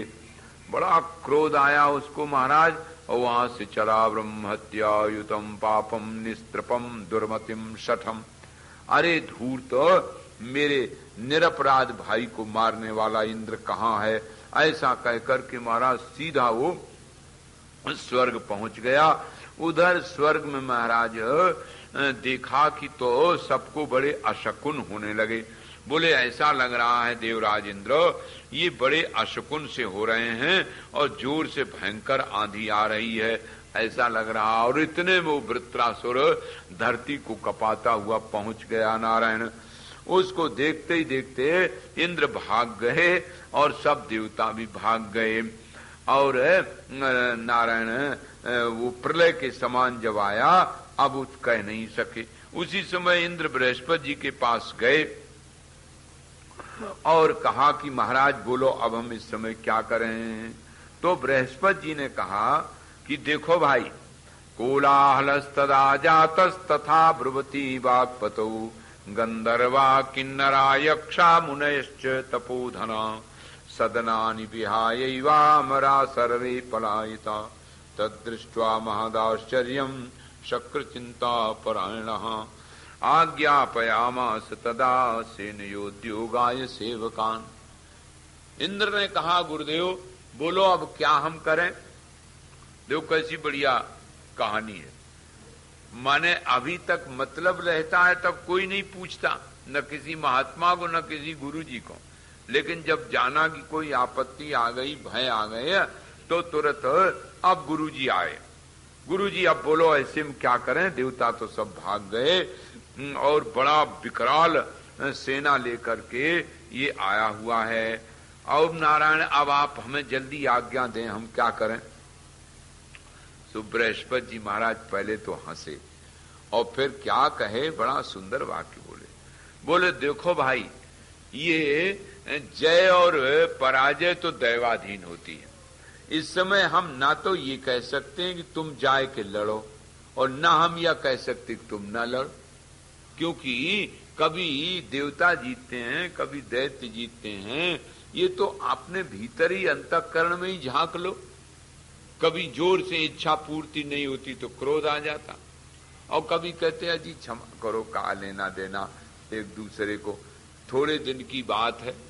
रेल के यात्री हैं, रेल में जब स्टेशन जिसका आ जाएगा उतर जाएगा, उतने देर के लिए क्या वैर भाव करें। ऐसे अलग अलग करते हैं। तो बृहस्पति जी ने भी भाषा ऐसी बोली महाराज। तब और तुम इंद्र ने कहा महाराज युद्ध के लिए हम कृत संकल्प हैं, सब देवता तैयार हैं और आप आज्ञा भर दे दें। तो पर्वते देवता युक्तो वाचस्पति पुरस्सरः तत्राभूत दारुणम युद्धम वृत्रवासवयोस्तदा। बड़ा भारी भीषण युद्ध हुआ इंद्र का और वृत्रासुर का। लेकिन देवा विनिर्जता सर्वे सेन्द्रा समर संस्थिता विद्रुतास्ते गता स्थानम यथा सिंहान मृगा गजा। जैसे सिंह से हाथी भाग जाते हैं ऐसे सब देवता भाग गए, किसी ने उनका सामना नहीं किया महाराज। अब डरे हुए को मारना अनुचित है, ये बात समझ करके वृत्रासुर ने कहा कि ठीक है कोई बात नहीं, अब मारेंगे नहीं, जाओ भागने दो उनको, भागने दो। सो सब देवतागण भय से भयभीत होकर के संग्राम से भाग गए। इंद्र भी भाग गया, ऐरावत को छोड़ गया वहीं। सो व्यास जी ने कहा कि राजन विश्वकर्मा ने अब अपने बेटा से बात सुनी और बोले बेटा बहुत अच्छा है, तुम सचमुच में पुत्र हो जो पिता की आज्ञा को पाए करके और ऐसा काम करता है वो बहुत पवित्र होता है। अब मेरा चित्त बड़ा शांत है, तुमने बहुत अद्भुत वीरता दिखाई। अब तुम सुनो हम बताएं, एक बेटा एक काम और करना है, सावधान हो, आसन पे बैठ जाओ, तपस्या करो, क्योंकि किसी का विश्वास नहीं करना चाहिए कि कब शत्रु आक्रमण कर दे, इसलिए तुम्हें अब आराधना करनी चाहिए। और तपस्या में बड़ी शक्ति होती है, तपस्या से लक्ष्मी राज बल की वृद्धि हो, संग्राम में भी नारायण सब कुछ मिलता है। तपसा प्राप्यते लक्ष्मी तपसा राज्यम उत्तमम तपसा बल वृद्धि स्या संग्रामे विजयस्तथा। तो तुम जा करके नारायण विधाता का भजन करो और इतनी जो मार काट हुई हिंसा, इसका प्रायश्चित भी हो जाएगा। असल में हिंसा जहां तक बन सके तहां तक बचाना चाहिए, लेकिन जब ऐसा अपराध किया इंद्र ने तब हमें भी क्रोध आ गया। लेकिन बेटा आप छोड़ो, तुम जाके आराधना करो तो अमित प्रभाव भी हो जाएगा और विधाता जी ब्रह्मा जी को संतुष्ट कर लोगे तो उनसे वरदान भी प्राप्त हो जाएगा और अमरत्व का वरदान प्राप्त करो। तब फिर बाद में अगर शत्रु ने आक्रमण किया तो तुम उनको मार देना। ऐसा कहकर के महाराज पिता की आज्ञा पाए के और वृत्रासुर जाए के तप करने लगा। ये देखो अब गुण बदले ना, गुण कभी रजोगुण आता है, कभी तमोगुण आता है, कभी सत्वगुण आता है, अलग अलग हैं। सत्वगुण के प्रभाव से व्यक्ति में परिवर्तन आ जाता। आपने सुना होगा अंगुलियान नाम का एक डाकू था, बड़ा प्रसिद्ध। वो क्या करता था, अंगुलियां काट देता था, सबका सामान छुड़ा ले डाकू से डाकू और उंगलियां काट ले। उसकी उसने माला बनाए बनाए पेड़ में टांगी थी। बुद्ध भगवान अपने शिष्यों सहित निकले, लोगों ने कहा उधर न जाओ महाराज, उधर न जाओ, उधर अंगुलियान डाकू है। तो उन्होंने हंस के कहा उधर ही हमें जाना है, आज काम उधर है।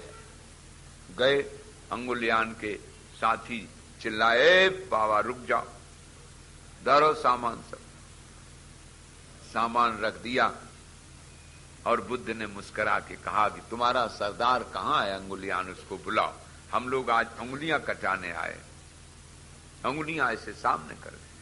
अंगुलियान दौड़ के आया और उसने कहा कि क्यों, तुम्हें हमसे डर नहीं लग रहा? बोले नहीं प्यारे, डर की क्या बात, काटो, लेकिन ये बताओ जिससे उंगलियां काटोगे वो तलवार खूब तेज है? कहां खूब तेज है? बोले जरा ये पेड़ की डाली काट। तो उसने छट से तलवार ली, पेड़ की डाली काट दी, जमीन पे गिर पड़ी। बोले लो कट गई। कहा कि अच्छा ये जो अंगुली कट गई, ये जो डाली कट गई, इसको इसी में जोड़ दो जहां से निकली।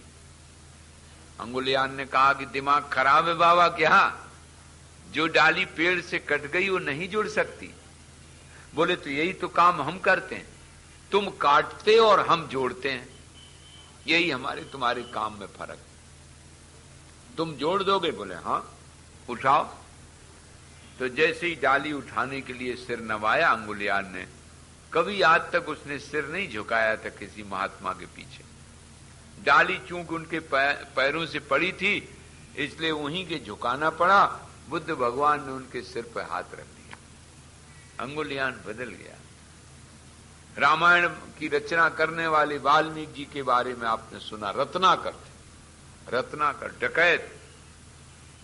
एक दिन सप्तर्षि महात्मा आए, नारद जी का ये कहीं कहीं आया, कहा कि धर दो सब। महात्माओं ने कहा कि मित्र रखने के लिए तो हम आए ही हैं, लेकिन ये मार कूट जो तुम करते हो, इससे जो तुम्हें पाप पड़ेगा उसका फल तुम्ही को अकेला भोगना है कि परिवार वाले भी भोगेंगे। रत्नाकर का भाव बदल गया। उन्होंने कहा ये तो हमने कभी पूछा नहीं। बोले जरा पूछ के आओ। संत के दर्शन से भाव बदल गया। सत्गुण का प्रभाव होता है। भजन के परमाणु जिसमें ज्यादा होते हैं ना, उससे प्रभाव पड़ जाता है। प्रहलाद अकेले हजारों दैत्य बालकों पर प्रभाव देखो डाल दिया। भजन के परमाणु बढ़ जाते हैं ना। जैसे जीवो रोग रोकने के जीवाणु होते हैं, ऐसे रोग के भी जीवाणु आते, दोनों में युद्ध होता है।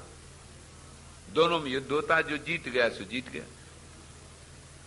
रत्नाकर का भाव बदल गया। घर गए, पत्नी से, अपने पिता से, माता से, पुत्र से, बहन से, सबसे पूछा, क्यों भाई जो मार काट करके हत्या करके लाते हैं, जो मुझे पाप पड़ेगा उसमें आप लोग भी हिस्सा बटाएंगे?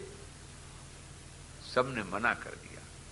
देखो प्रेमियों, याद रखना, सबने कह दिया नहीं नहीं नहीं, हम उसमें हिस्सा नहीं बटा सकते। जो तुम लूट के लाओगे वो खाने पीने में तो हम शामिल हैं, लेकिन लूटने में जो तुम्हें पाप पड़ता है उसमें तो प्यारे तुम्ही को भोगना पड़ेगा। रत्नाकर ने जब ये सुना तो हृदय भर आया। जिसके जीवन में कभी आंसू नहीं आए थे उसका हृदय पिघल गया, और पिघले हुए हृदय से आंखों के रास्ते से पानी निकलने लगा। दौड़ के आया, संतों से कहा, भगवान सबने मना कर दिया, कोई भी पाप का भाग नहीं लेना चाह रहा है, अब मैं क्या करूं? हाय हाय, मेरा भी अब कल्याण हो सकता है क्या? संत के दर्शन से भाव बदल जाता है। नारायण संतों ने कहा कि चिंता मत करो, भगवान के नाम में बड़ी सामर्थ्य। नामनोस्ति यावती शक्ति पाप निर्हरणे हरे, न तावत कर्तुम शक्नोते पातकम पातकी जना। महात्मा कहते हैं भगवान के नाम में पाप काटने की जितनी सामर्थ्य है उतनी किसी पापी में पाप करने की सामर्थ्य नहीं। इसलिए चिंता मत करो, राम राम कहो। तो ये तो हमने कभी कहा ही नहीं, तो कैसे कहा? क्या कहा? बोले हम तो कहा मरा धरा कहा। बोले अच्छा मरा ही कहो। तो उल्टा नाम जपत जग जाना, उल्टा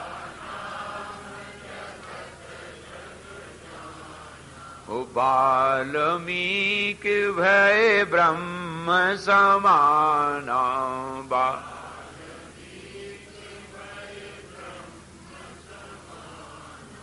कलियुग जोग जग नहीं ज्ञाना, कलियुग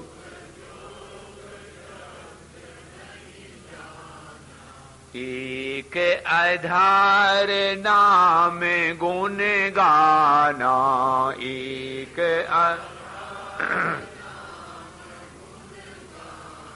सादर सुमिरन जे नर करही सा।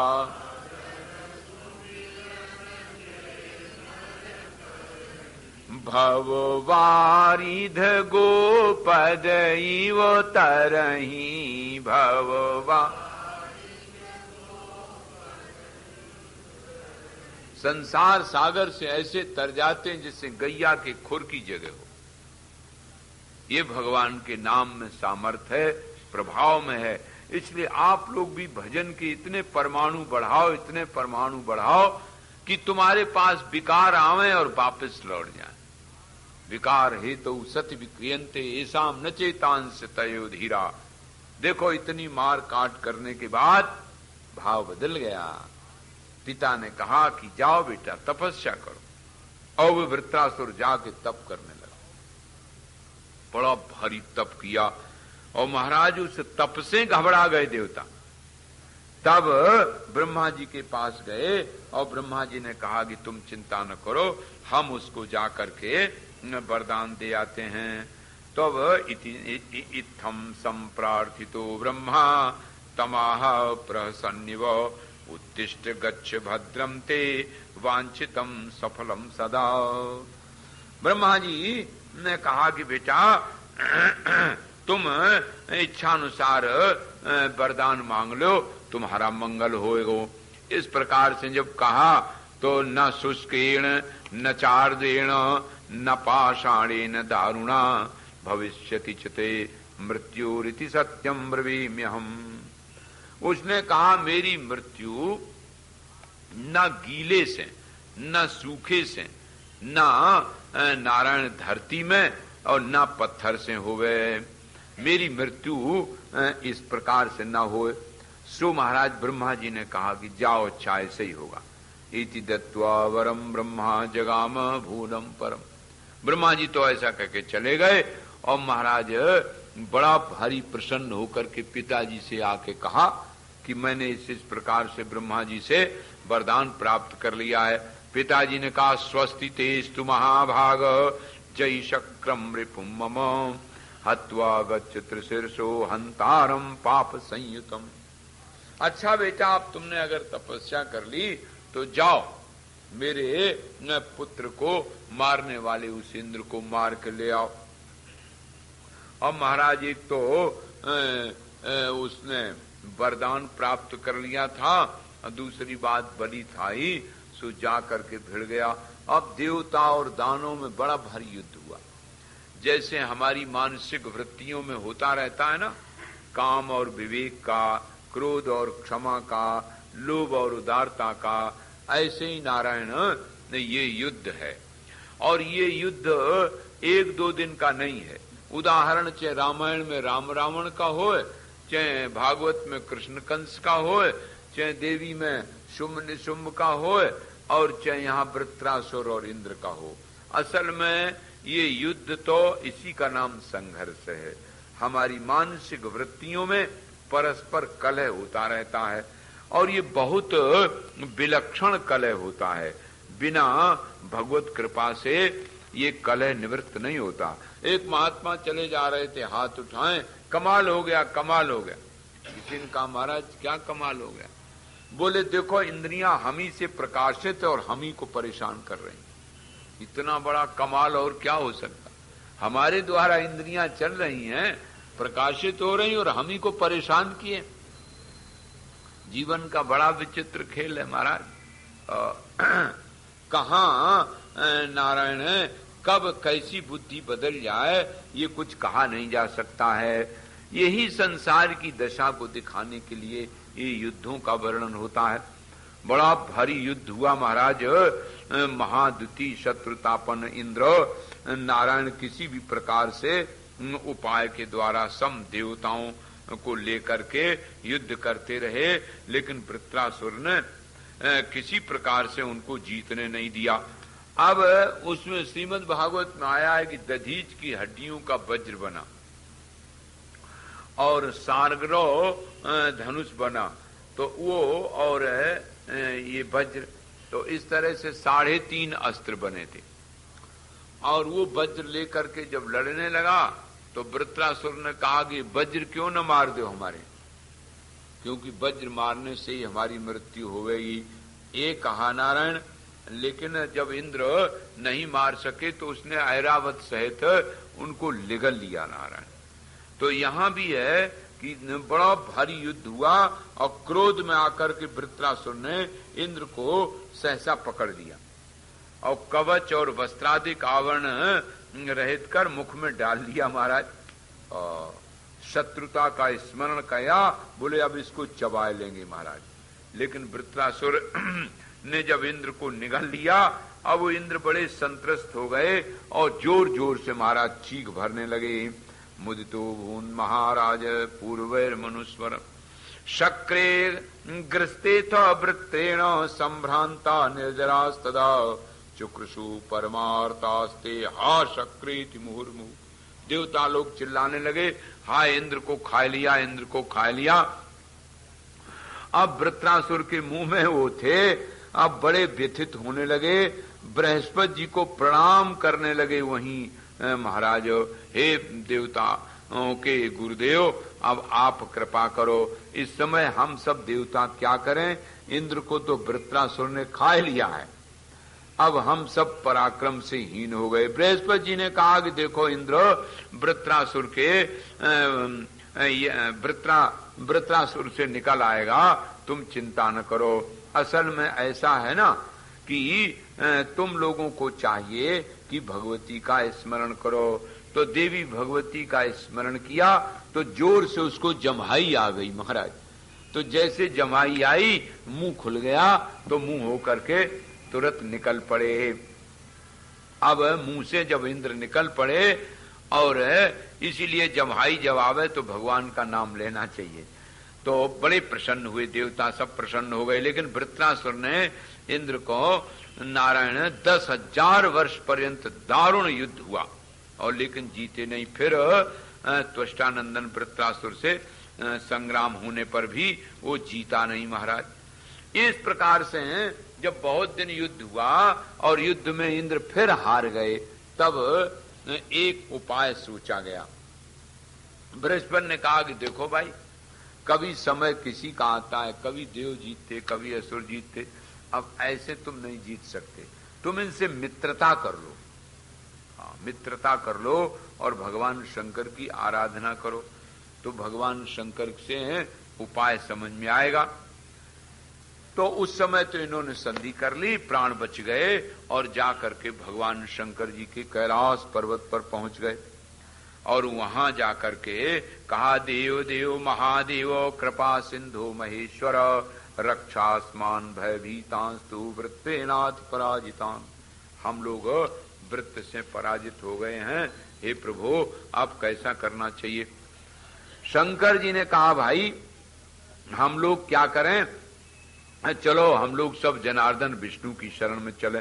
ऐसे कहकर के भगवान के पास गए और हरिम पुरुष सूक्तेन वेदोक्तेन जगत गुरु परमात्मा का पुरुष सूक्त से स्मरण किया। भगवान प्रसन्न हो गए और उन्होंने कहा कि देखो भाई, हम भी तुम्हारी सहायता करेंगे, अब ऐसा करो उससे खूब मित्रता भाव रखो और जरा भी ये न लगे उसको ये शत्रु हैं, और मित्र भाव से उसको बस में कर लो और फिर विचरण करो। हम भी तुम्हारी सहायता करेंगे और जहां ऐसी जगह आवे जहां न गीला हो न सूखा हो, उस समय हम तुम्हारे वज्र में प्रवेश करके हम तुम्हारी मदद करेंगे। ऐसा कह करके नारायण इंद्र से कहा, तो इंद्रेण स मित्रत्वं कुरुध्वं वाक्यदानतः यथा सयाति विश्वासं यथा कार्यं प्रतारणम गोतो हम संप्रवेक्षामि पविम संछादितम दृढ़। भगवान ने भी आश्वासन दे दिया और ऐसा कह करके महाराज अब इंद्र गए।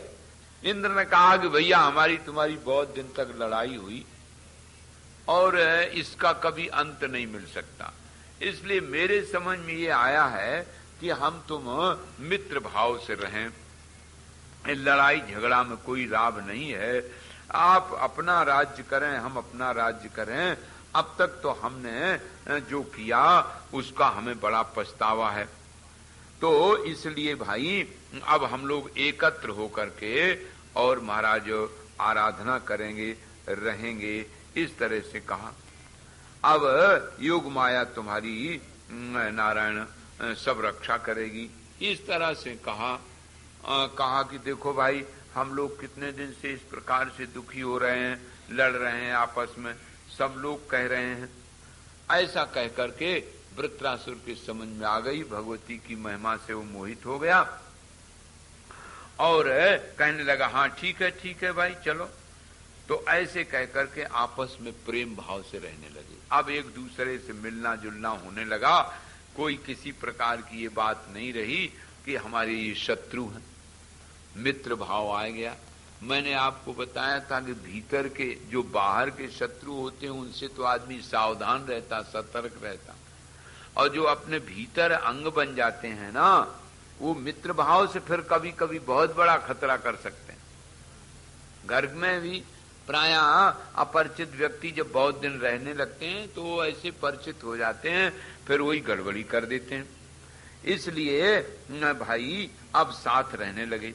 और इधर इंद्र ने पराम्बा की आराधना प्रारंभ कर दी। महाराज आराधना करते करते बहुत दिन बीत गए, मां प्रसन्न हो गई। सो एक दिन इंद्र बड़े प्रेम से वृत्रासुर का हाथ पकड़ के घूम घाम रहे थे। तो घूमते घामते समुद्र के तट पर पहुंच गए। बड़ा बढ़िया लहरें उठ रही थी, उसका फेन। सो इंद्र को समझ में आ गई कि ये बढ़िया बात है, ये न गीला होता है, न सूखा होता है, न लोहे का है, न किसी औजार का है, इसी को ले लें। सो महाराज वृत्रासुर अकेला था, इंद्र भी अकेले ही थे। उसी समय उन्होंने उसका फेन लिया और वज्र में मिला लिया। और वज्र में पहले ही से था ही कि विष्णु ने कहा था हम तुम्हारी सहायता करेंगे, और आकर के उस वज्र का प्रहार कर दिया। जैसे ही प्रहार किया तैसे वो महाराज वृत्रासुर मारा गया। बोलो कृष्ण भगवान की। तो ये भी वहां जो दधीच की हड्डियों के द्वारा वज्र बना के मारा है, उसका भी यही अर्थ है कि ये जो वृत्र है अविद्या का रूप है, आवरण है, जो हमारे आत्म तत्व को पहचानने में बाधा करता है।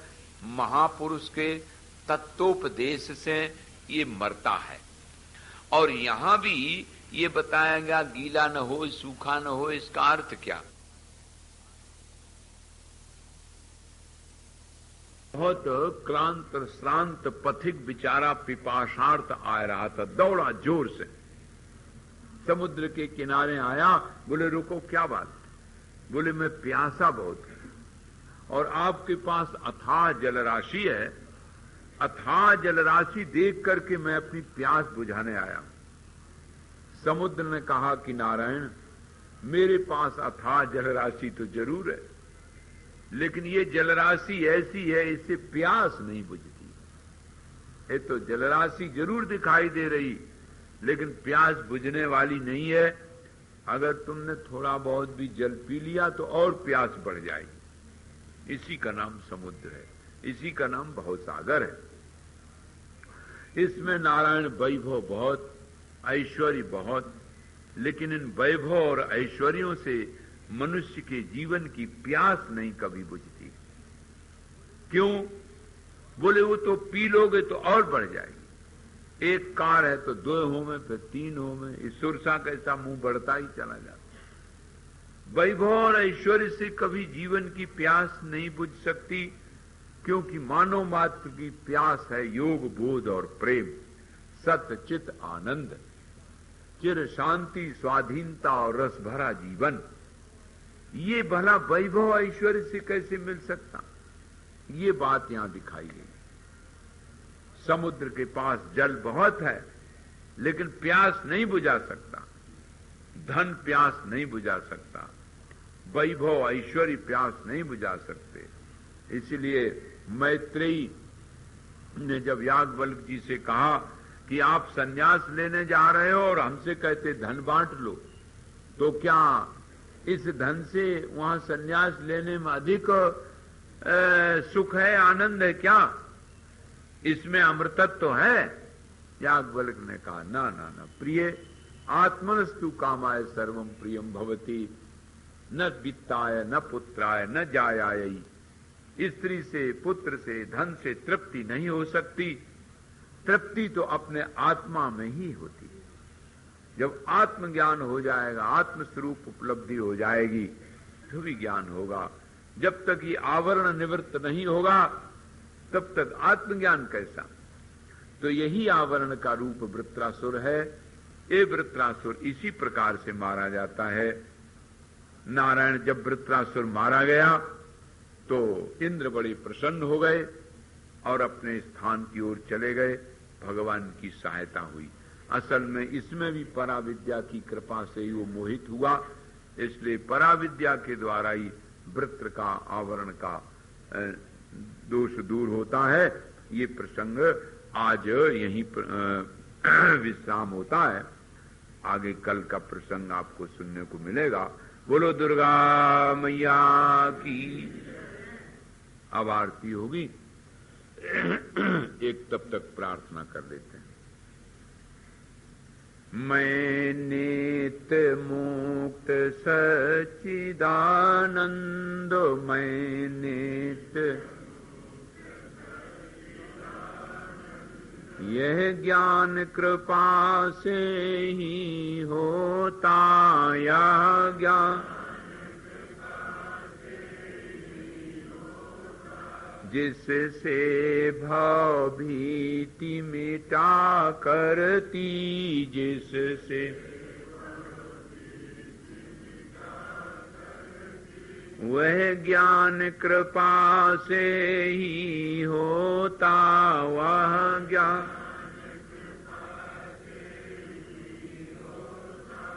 भोग अच्छे दिन बीते जाते हैं, अच्छे ऋषि जन गुरुजन समझाते हैं, ऋषि जन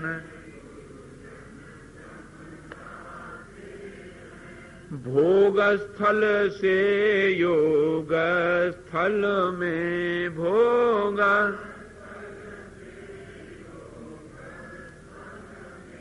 प्रस्थान कृपा से ही होता,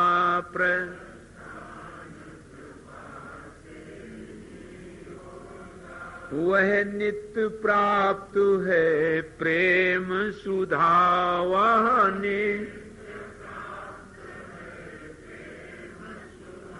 पर पान कृपा से ही होता, पर पान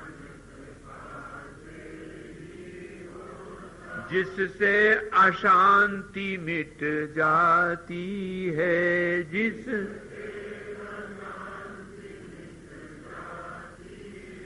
सारी अतृप्ति खो जाती है,